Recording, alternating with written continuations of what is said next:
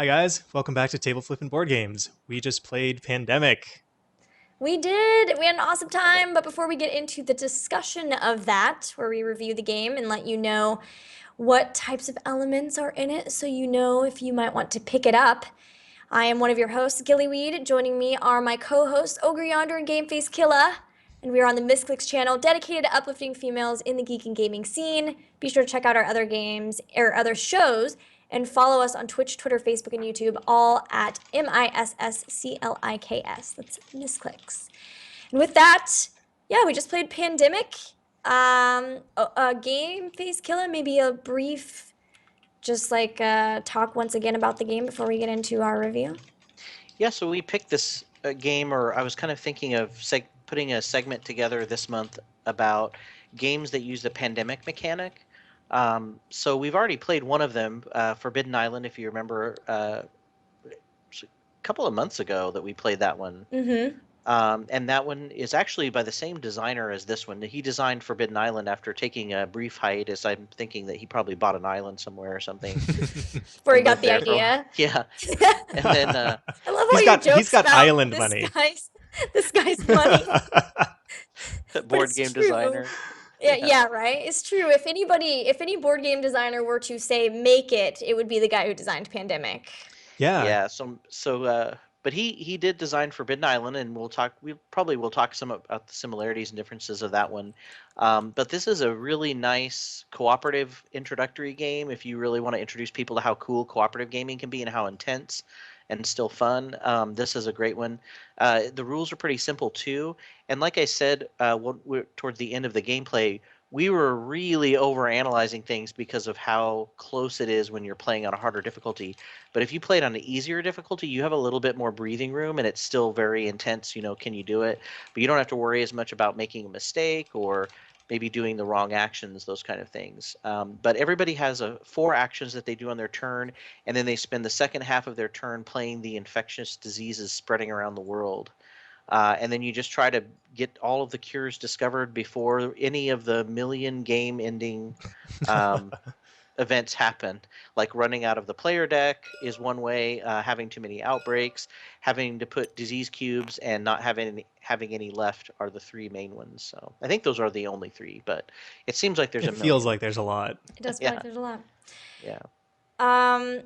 So I want to start with if you missed watching this live, you missed a really good one because it was super anxiety causing. It was very stressful. We decided to play on the harder difficulty, which means you start with what is it? You just 5. start with 5 what? epidemics. 5 epidemic cards. Mhm. So yeah, it's how many epidemic cards you have in the deck.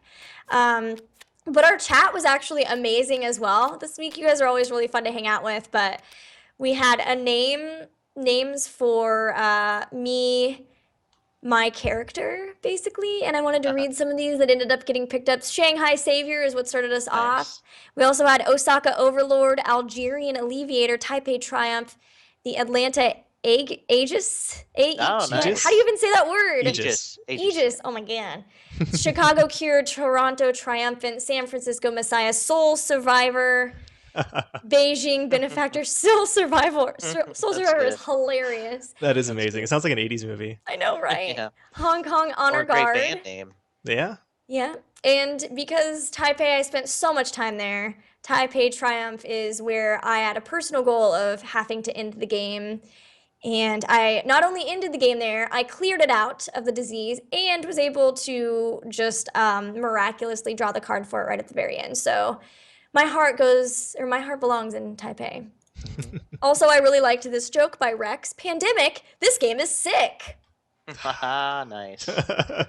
Anyway, so thanks, chat. You guys are really amazing, and you were super fun this week to hang out with. But yeah, it was a very stressful game, and I really enjoyed how like we were really having to plan out every single turn and make sure that we were doing the right thing. It really contributed to the overall like psychology of the game, and I think Yeah. that's really cool. Yeah, that's one of the things that I love about this game is its mechanics are very simple, but a lot of it's based on memory and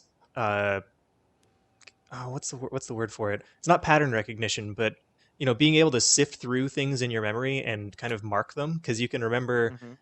not only remembering which things have come or have come out, but which things are possibly going to come out and what their current state is. So having to kind of manage which ones are going to outbreak or potentially going to have issues, or yeah. Yeah.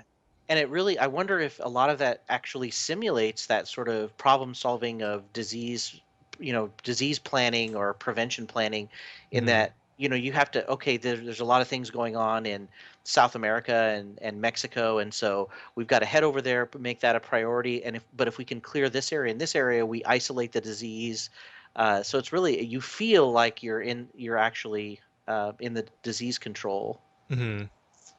Yeah, I would say it's a pretty good analog. Maybe not the medic, but Yeah, like yeah, his that's true. ability to just like steamroll or Spray the like just, city yeah, down he just with his vacuums cure. through all of the cures, like cures for everybody. Have some cures. You get a Yeah. cure. You get a cure. You get a cure. Yeah, but still, I mean, that's one of the reasons that right at the beginning I knew we needed to have the medic, is that he's just Mhm. so good once you get something cured. Because I think the times that I tried playing, I've played Pandemic a lot, but I think I've only played it on this difficulty one other time, and we just got destroyed. Mhm. It was by outbreaks, though. Yeah, We and had so it's many outbreaks that caused we had too many yeah. little cubes to put out. Oh, like you couldn't place any more Yeah, cubes? we couldn't place any more So it cubes. wasn't by actual Right. outbreaks, Oh, it sorry. was Yeah, no, by it wasn't by running out actual of outbreaks. It cubes. was an outbreak cascaded over here because red is Yeah. very interconnected, and then just like double It's Punching like outbreaks, right. outbreak, and outbreak, outbreak, yep. yeah, and then we're out. Yeah. Yeah, yeah, and the starting cities can really, if they're not spread out far enough, then it can really mess you up. It can hurt, yeah, because of the I think you called it earlier, the pandemic mechanic. Yeah, Um, Depending on which cities you start with, they're just going to keep coming up over and over and over again. So if they're yeah, close to each other, then they can be a real headache. yeah. Dang it, scene one. One thing that What is a lot happened? of fun too Hmm. is, while we were playing the game, we were talking about naming the city, giving Gilly the city names. It's also fun as you're playing to figure out clever names for the diseases, Oh yeah. as clean or dirty as you want to be, and then it's also fun to make fun of the cities as you're going through. Yeah, Uh, I think this is one of those games that, because it's pretty simple in its presentation, um, like I mean, obviously, if you watch the VOD from the gameplay, we have to think a lot in advance, but that's pretty much because of the difficulty level we were playing on. Mm, But because the game doesn't try and overwhelm you with, um, too much specific backstory or like specific characters or anything like that, you can kind of just play the game how you want to and impart your own, hmm. I guess, your own fun onto it. So yeah, we Yeah, totally do that.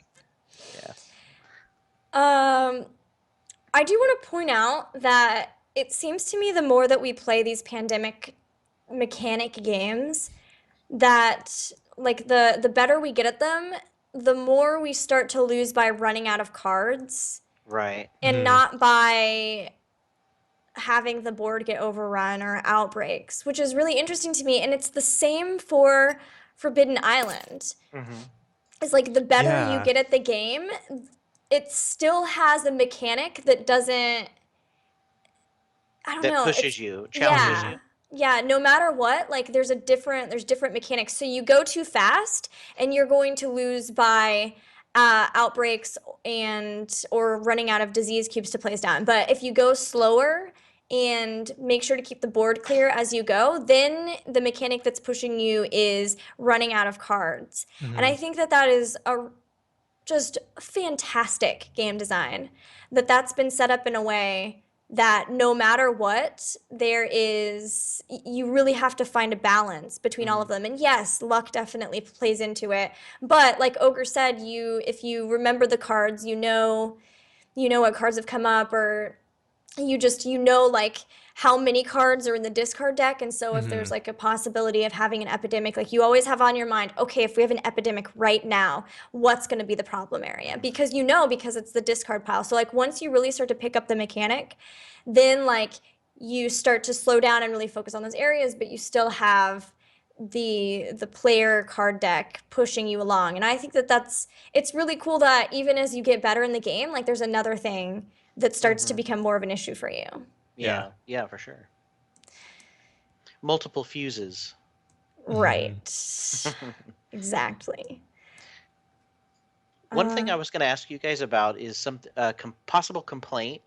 One of the complaints about the game is that it's very susceptible to alpha gamers, which, if you don't know that, that's the type of gamer who likes to tell everybody else on their terms what they should do, Yeah. and kind of takes control of the game. What do you guys think about? Have you guys run into that when you've played? Hopefully No. not me. Yeah, I there's feel this like it'd guy that be I play with. me more than anyone else. So I don't feel like you do it. I So, just think it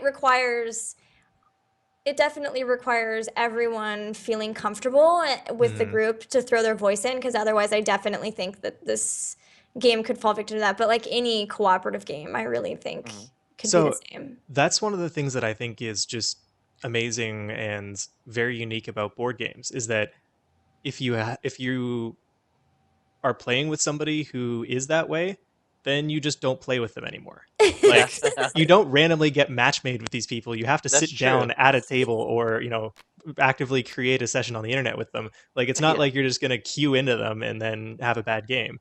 So it's Hmm. like, "Oh, you're going to be an idiot about this? I'm just going to play with somebody else." Yeah, that's So true. I could see definitely how that's an issue because honestly, I mean, this could be a one player game, right? I Hmm. think even isn't the pandemic on the iPad? Isn't that a one player game? Yeah, I mean, you can pass Yeah. and play it, but Oh, yes, yeah, okay. Yeah, yeah, yeah. So like you you could can play both play all sides. the roles, and there's nothing wrong with that because there's no secret information or anything. Yeah, see, that was Um, my.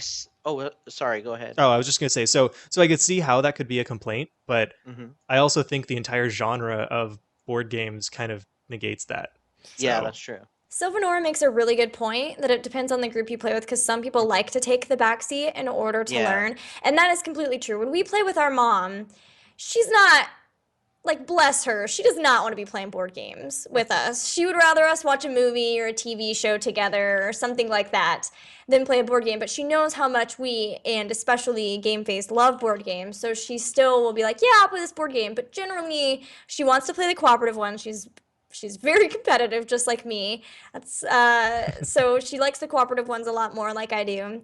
And then she kind of will do that. Okay, what do you think I should do here? And what do you want me to do here? So um, some people just want to play like that. And if you want to play like that, but you still want to be included in the board game, that's mhm. also okay, Hmm. because you can totally get input from the other people. But if not, at the beginning we were debating which roles to do, and finally I was like, you know what? No, I just want to play this one. So you could do that too. Yeah, it's Yeah. totally fine. Yeah. Yeah. Um, Yeah, no, I think that's one of the great things about cooperative games in general is that because you can just kind of get input from other people, then Hmm. when you're learning, then you don't have to feel like, oh, I'm just going to lose because, you Everybody know, knows this game better everybody than knows I this do. game. I'm just learning. Like you don't Yeah. have to lose the first few times that you play. Right. So, Exactly. Whereas co-op or competitive games, you almost have to, like, unless it's very luck based, you have to tell mhm. yourself, at least I do, and it's because I'm Hmm. very competitive, I have to say, this is your first time, so you totally get a pass for losing Mhm. this. Yeah. You don't Well, have to win it here yeah. because you don't know the strategy. And then that's kind of how I can get through learning a new competitive game. And Yeah. not to go too far down the rabbit hole on this, but there's also a couple kinds of competitive games, and I think the hardest ones to get into are the ones with um, private information. Because Hmm. if you have a like a game that like a Carcassonne where your turn is public, like you draw a card and or Right. draw a Everybody tile and then sees it. everybody can see Yeah. it. If you're even though it's competitive, if you're teaching somebody the game, then you can be like, you should really not put that tile there because of Right. this, or you should Right. put it over here because look at all these connections and whatever. But when it's private, and then if you're teaching it to somebody and you want to help them, but in order to help them, you need to know their hand, which then makes your turn like Yeah. impossible to forget the information you just helped them with. Like I think that's the hardest ones to get people into. Yeah. So this is the easiest of the easiest. Pandemic is like we're all on the same side. We all share all Public the information. information. Yeah. Yeah, exactly. Hmm. That actually is a really good segue into my next complaint about the game, which is that this is not so much about players playing the game, but more like a game by committee, where you're not actually playing separately. You're actually basically deciding together what each of the characters is going to do. What do you guys? Is Yeah. that a Yes. bad thing necessarily? I don't think so. If you go into it knowing that that's what it is, this Mhm. is not Arkham. Right. Right. Right. Yeah. Arkham, for the most part, you don't do that because it doesn't come down to we have to coordinate our efforts this turn specifically, like this round, like we did at the end of this VOD. It doesn't, you don't really ever come down to something like that, except maybe like, okay, we needed to close these last two gates and we've cleared the board of gates, something like that, right? Mhm. But for the most part, you like are really just choosing what you want to do, but you're all working together. So if you're looking for a game like that where everyone makes kind of their own decisions and builds up their character, then that just isn't this game. But I definitely do agree with you. That is how this game is, and the harder the difficulty is, the more you have to succeed. But if you know that that's how this game is, and you go into it with that, then I don't think Mhm. it's a bad thing. Mm-hmm. What do you Yeah, think, Ogre? I'd agree with that, and I think that that's one of the reasons that this is a good kind of party type game, Mm-hmm. because you're always all interacting with each other, you're talking, you're figuring things out. So you don't get into the situation where somebody's sitting there looking at their stuff and everybody else just kind of does something else. So Right. Yeah, that's it keeps true. people engaged, it keeps it keeps things moving basically. So That's true. Yeah. it's one of the nice things, like if you're, I don't know, you're hang out with the some friends for the first time or whatever, and you're trying to, you know, have something to do that's not watching TV, like something where you're actually talking to each other and trying to, cooperate on something while you're, hanging out, Mm-hmm. then I think that this is that kind of experience. It's definitely much different from something like Descent or, you know, Mm-hmm. um, D&D, or yeah, just any other game where you have like your own character and your own motivations, and you're kind of this you're your own pillar, right, in the game. Right. Mhm. Right. Um, so yeah, I could see it's definitely a different experience, but at the Yeah, same Yeah. time, it's I can maybe s- even the I think most it's what made it so cooperative. popular. Yeah, Yeah. exactly. Yeah. Like the most cooperative of cooperative games where Mhm. you literally are like Yeah. coordinating. Yeah, you're a team, and it makes Right. sense in the world of this kind of logistical planning Yeah. that you would Mhm. be a team and not individuals. So it might just be the alpha gamers that are complaining, registering that complaint. Like they That want could to be. do their own. Yeah. Yeah, Yeah. they want to be the hero. They want to save everybody else. Yeah, Well, you know Yeah. what? They can play that way. Get a bunch of exactly. them together. They don't share any information. They just do their own thing Yeah, and see how well they do. They're basically how the world would probably actually Yeah, pretty much. work, where people are hiding information. yeah, Or like you could have some people who are sharing information and getting really mad at the people who Mhm. don't want to play that way and don't want to share information, and that's actually how the world would probably be. yeah, Silver Norn did yeah. bring up a good point. The only thing with game by committee, although I like it, sometimes it feels like you're just going through the motions because the discussion already happened. And you do have that, but my hope is Mhm. like that you don't have one discussion that plays out the rest of the game. And it would Yeah. be like several small discussions, and then maybe it's a discussion, and then everyone ends up taking their turn, and then you have another one, which is, Mhm. I think, generally. Well, Yeah, yeah, I can definitely see, like, we planned my turns a lot as the yeah, dispatcher. But yeah, So, that's kind of how the dispatcher yeah, a goes. lot of the time I just didn't my character didn't do anything at all. All I did was move other characters because we needed to achieve some other objectives. But Hmm. that's just what my character does. Which I know So, people hate playing the dispatcher, but I feel like it's absolutely necessary. oh yeah. yeah. Especially that mechanic where you can move pawn to pawn. That's Mhm. huge. Oh, Yes. it's so awesome. So Yeah. you have to share cards. You have Hmm. to. Yep. Yeah. I mean, look at how many times we exchanged cards. Instead of me keeping my cards, we had to give them to you, or vice versa. Mhm. This game is forces you to cooperate if you want to win. I don't know how you would do it because of the hand limit. Yeah. Yeah. Just waiting So It's until only and two over the number of cards that you need to find a yeah. cure. In yeah. Forbidden Island, you can reshuffle the deck, and even that is like terrifying because that means epidemic cards go back in. Hmm. Mhm. In this one, you can't reshuffle the deck, and it's also over once you Yeah. get to the Yeah. like. I don't know how you would do it without sharing cards like that. You'd have God, you have to have something that Yeah. because it And I'm just takes so actually long to move around. Yeah, and I'm terrified of using cards for flights because I'm worried that, oh, have we used too many blue cards for flying because now we don't have any left for curing. Right. Mm-hmm. So that's kind of one of the differences between this and Forbidden Island. Like you mentioned, we shuffle that player deck again, so you don't necessarily have to worry about running out of a type of card. But this game, I definitely hate flying if unless I absolutely have to, Mm-hmm. Mm-hmm. or wasting my cards for anything other than curing. Yeah. And that's why I really like the research station mechanic. Yeah, Mm. and that's the research stations. Actually, a lot of the mechanics in this game are designed to make the replayability really high. And I think, I mean, so research stations specifically are something that make it really interesting because every research station, which if you guys watched the VOD or played Pandemic, allows you to move to other research stations for an action. Mhm. Um, you construct them yourself, so you can kind of, even though there's like points that are more strategic to build research stations on, you actually have to have the card to build the research station there. So your initial draw kind of determines where you can build the stations, and Mm-hmm. then also your strategy about which areas have more cards being drawn on them, where things are outbreaking, all that sort of thing. Mhm. That all kind of plays into where you put research stations. I don't think I've ever had two games where we put the same research stations down. It's Yeah, it doesn't seem like there's necessarily a great place that's always good. right. Yeah. Just because you might not get the card that you need, or so it might be, I don't know. one I think points in Hong any Kong is direction. always perfect. Hong Kong's pretty good. Yeah. I think if you had it around, you usually have one in red, just somewhere in Mhm. red. It's really like But every continent mm, except maybe like often I've I never don't know, like you don't actually, have to put maybe in Europe this because is one of the few Africa times and I've had a yellow. Mhm. but like some of those places are so difficult to get to you. Hmm. Santiago down here. If you want to try to cure any of that area, then you don't have to. But Yeah, definitely. Yeah. uh so really quickly, art and female characters. I will say that the board is not the actual board game board that you play on. This was specially made by deutschevdesign.com. Oh dang. Yeah, so it does look really good on the computer, visual wise, digital Yeah. wise, but it's different than the one that you play if you buy the physical board game. And that's the only thing that's different that I've noticed Oh, okay. art Well, wise. like So all the markers and stuff are Hmm. the same. yeah, Yeah, all the yeah, cards are the and same. the cards and the pictures on the cards.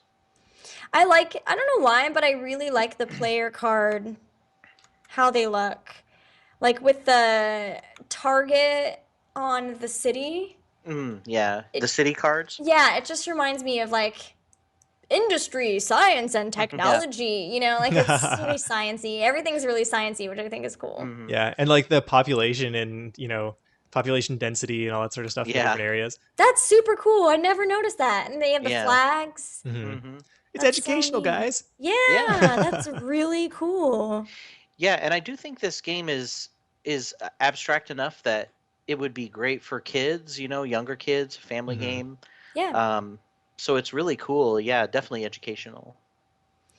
The characters too. I love that the scientist, researcher, and the quarantine specialist. Quarantine specialist is awesome. Hmm. Yeah, she's She really was good. It's the first time amazing. I played the quarantine specialist. Yeah. Yeah, and not really obvious how useful it would be till we actually played the game. That was really cool. Hmm. Mm-hmm. Except to Gilly, sorry. Yeah, that's true. Yeah, I knew. She saw I it. knew. She saw it. But yeah, do we have, oh, we don't have the other cards, huh? We Oh yeah, deleted no, them we out. we I deleted did, them. but I could reload if you want. Oh, it's okay. That's all But right. there were some like really cool. I'm just happy that there were, some sciencey female characters. Hmm. Hmm. It's pretty awesome, especially since this is an older game too, Yeah. and very like evenly split among the genders. So good job, Pandemic. You Hmm. rock. Yeah, I definitely like that equal representation, and anybody could, you could have any gender role in any of the roles. Hmm. Mm-hmm. Yeah, Yeah, that's I really think the true. only thing they could have done to take it a step further is use the back of the cards. Like, Yeah. do just the alternate gender thing on the back of the cards. Oh, Oh It's yeah. yes, agreed. not necessary because they did do a good job, but I mean, that would have just been like the extra Mm. touch of Like awesome. icing on the cake. Right. Yeah, And I think exactly. the only reason why they didn't was because that way you could randomize them, but they Oh, could that's easily true. do Yeah. that with tokens, or you could roll a die and have a chart. I mean, it wouldn't be that Hmm. hard to still do the art that way. Yeah, I agree. Yeah, or even like do Shuffle without looking. the Yeah, there card you could go. be like Just do that. Draw off the bottom. Yeah. the card could be like both on one side, and it would be like you're running like a group of people or something like that. Oh, I see. That would make Yeah, more sense with the medic. Yeah. It's like not yeah, just one guy spraying cure everywhere. And like you're not one dispatcher, you are a bunch of dispatchers. But I understand at the Right. same time that then it kind of like doesn't personalize it as much. Then you don't feel like Yeah. you're the actual one character. So, Yeah, you don't have that like one-to-one identity with the Mhm. yeah. But I do like. It wasn't really a thing to have roles with both genders. But Hmm. I honestly like the more I think about it, I like genderless roles anymore anyway, unless it's like role playing. right. Um, because I think it's just more inviting to everybody to do Hmm. it that way. Like the way Forbidden Island is. I think that I really like that. Or what Hmm. was the other one? The King of Tokyo? Is that the one who played that? Where you play Mhm. monsters. Yeah, Yeah. Yeah. And it's like obviously completely genderless. So I Hmm. think that's a really cool thing that board games are starting to do is just more representation overall. And yeah, that's definitely. soapbox. I'm off of Nice. it. Do we have any other thoughts about the game? I've never played Legendary, the hardest difficulty, but I think it would be. I don't know if that I ever will want to. I don't mind playing on the normal difficulty even, or this difficulty. Um, but man, I'm glad it is kind of cool that they do provide you if you're a sadist for sure, Hmm. or a Oh. masochist, I guess. Sorry, masochist. Want the maximum challenge. Yeah, Yeah. Could be sadist, like if you are imparting that on your teammate. yeah, that's true. Come That's true. play this game with me. Either Yeah, way. I think Will Wheaton did that to his teammates on tabletop when they played it. Oh, did he Really? really? Yeah, I think so. Did they just get owned? Yeah, I don't even know that they had to edit it very much because it's a 30-minute show. I bet they didn't have to edit much. That is Probably not. hilarious. Yeah. Well, yeah, I think that's it, unless you have anything, Carl, Ogre. Nope. I'm good. Okay, I cool. think we're all set. Well, thank you very much, guys, for watching, whether you're watching on the VOD or live. Everyone who was hanging out in chat tonight, I said it before, but you guys were super fun. Really appreciate you hanging out with us. Definitely. And we will be back next week. We're going to be continuing on with our pandemic design. Does that mean we're playing Forbidden Desert or something desert?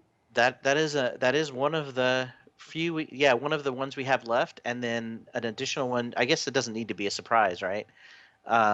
Defenders of the Realm, which I have played with Ogre. Have I played that with you, Gilly? Yes, that is one of my favorite games of all time. If we're choosing between the two, I would like that one. Yeah, which But I a lot think of people don't see that as Pandemic, but I think there are a lot of similarities to Pandemic. Even though it was designed, actually, it's a super crossover because it was designed by Richard Lanius, who designed Arkham Horror. Was it really? Yeah. no So wonder I Huh. love it so much. Yeah, right. Because yeah, it's pandemic mechanics, but Arkham. designed by Richard. Oh, yeah, that game is awesome. Actually, we do have 2 weeks before our super secret special Christmas edition. Xmas. Oh, sorry. Oh my Xmas. God. Oh, You no. gave it away. Xmas. So we could do both Desert and Defenders of the Realm. Cool. Yeah, sounds Let's good. do it. So we'll be back with one of those next week. Yeah, sounds good. Yeah, sounds good. Until then, you can follow us to see us tweet about things or Misscliks, but thank you very much for hanging out with us, and we'll see you next week. Bye. Bye. Bye, everybody.